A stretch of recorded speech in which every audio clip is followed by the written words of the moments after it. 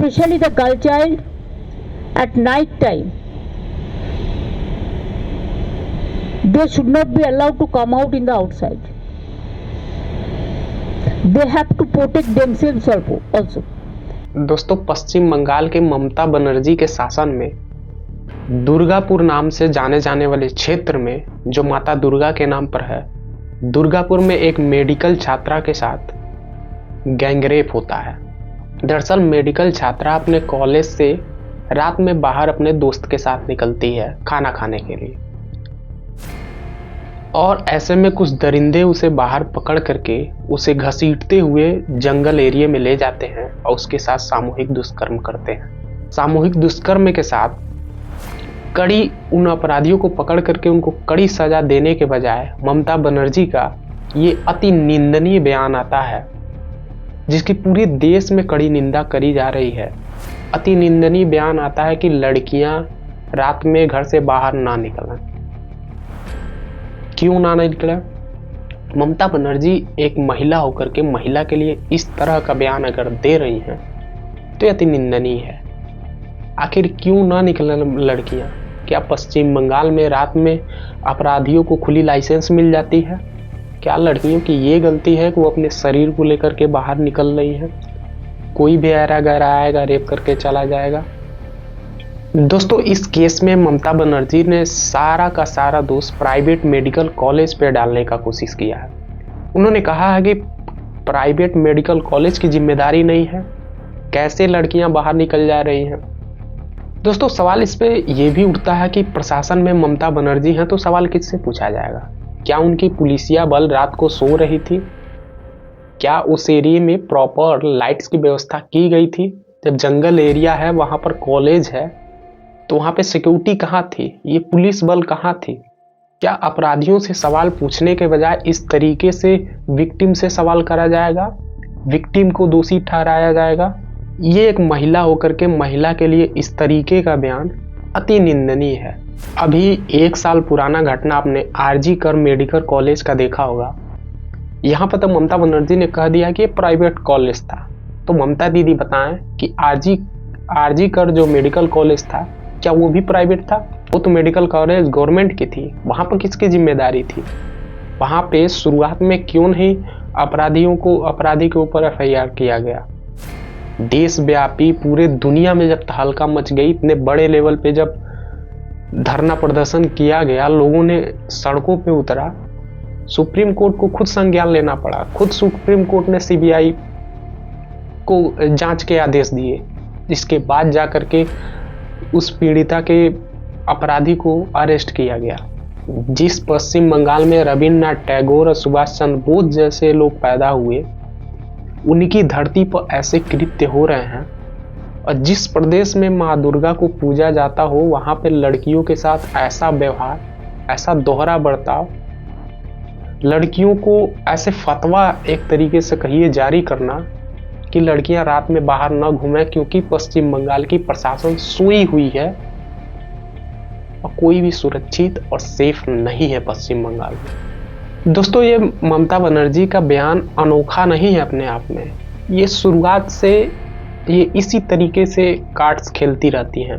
दोस्तों, ये 2013 का आर्टिकल है। देखिए ममता बनर्जी ने क्या कहा था। ममता बनर्जी ने कहा था कि रेप केसेस का बढ़ना, पॉपुलेशन के बढ़ने के कारण रेप केसेस बढ़ रही हैं। जनसंख्या वृद्धि रेप के वृद्धि में एक अहम कारण है। इस तरीके का बयान उन्होंने 2013 में दिया था। इसी तरीके के और बयान आपको दिखाते हैं। दोस्तों, आप लोगों ने देखा होगा कि ये बेशर्म नेता, निठल्ले नेता एनसीआरबी के डेटा लेकर के लोकसभा राज्यसभा में दौड़ते रहते हैं, दिखाते रहते हैं कि देखिए साहब, महाराष्ट्र में इतने ज्यादा रेप केसेस कांड हुए, तमिलनाडु में इतने हुए, कर्नाटका में इतने हुए, हरियाणा में इतने हुए, यूपी में इतने हुए, बिहार में इतने हुए। हमारे वहां देखिए साहब, ये रेप केसेस के ग्राफ हमारे वहां गिर गए, हमारे वहां कम हो गए हैं। बेशर्मो, इससे बड़ी शर्म की बात क्या हो सकती है? ये तुम लोग स्टैटिक्स दिखा रहे हो, आंकड़े दिखा रहे हो, ये हमारे वहां रेप केसेस कांड घट गए हैं।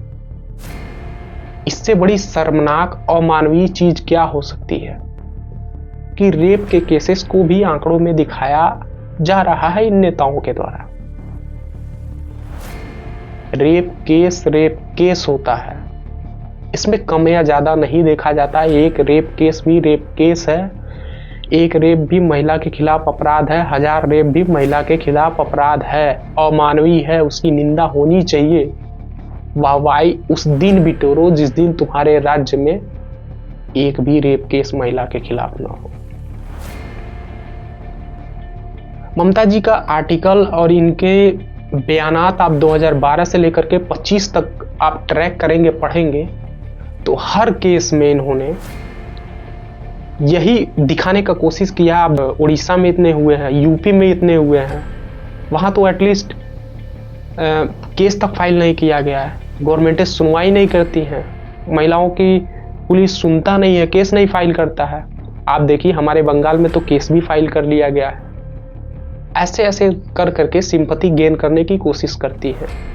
हर बार हर केस में इन्होंने कहा है कि विपक्ष हमारी सरकार को बदनाम कर रहा है, मीडिया डेटा को मिस इंटरप्रेट कर रही है। मीडिया को आपकी डेटा को मिस इंटरप्रेट करने की जरूरत ही नहीं पड़ेगी। आप बंगाल में ऐसे अमानवीय कृत्यों के खिलाफ कड़ी से कड़ी एक्शन लीजिए और ऐसे अमानवीय कृत्यों को अपने राज्य में बंद करा करके दिखाइए। आप एक महिला हैं, महिला होने के नाते आपको महिलाओं के दर्द को समझना चाहिए।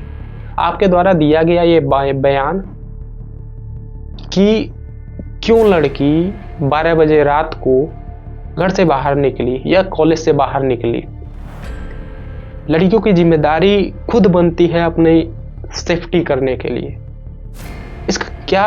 इसका क्या मतलब हुआ कि अगर 12 बजे रात को कोई भी लड़की अपने घर से बाहर निकलती है तो क्या अपराधियों को आपने लाइसेंस दे दिया है वो खुलेआम किसी भी लड़की को नोच खाएं, उसके खिलाफ अपराध करें और आप उसी लड़की पर दोष डालें क्यों वो घर से बाहर निकली है, क्यों उसके पेरेंट्स निकलने दिए, क्यों उसके कॉलेज प्रशासन उसको बाहर निकलने दिया है।